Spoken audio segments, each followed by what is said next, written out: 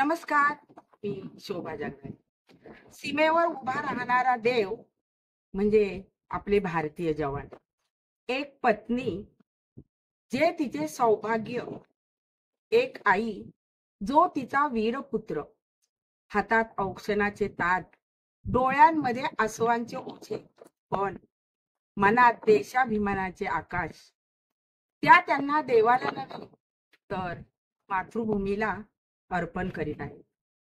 भारत पाक युद्धात काळ्या कुट्ट अंधारात डोक्यावर घोंगावणारी लढाऊ विमाने, उसळणारे धुराचे लोट पाहून सर्वांच्या अश्रूंच्या ज्योती उजळल्या.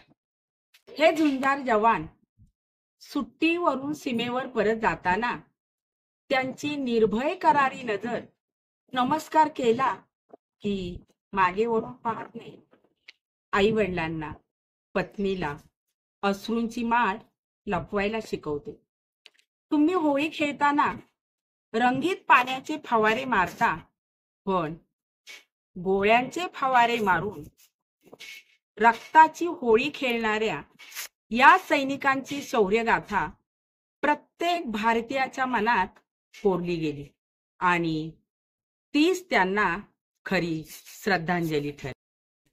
शेवटी मला म्हणावेसे वाटते, हिंद मातेस हवा तुझा नित्याचा सहवास, दरवळू दे चहूकडे तुझ्या क्रांतीचा वास.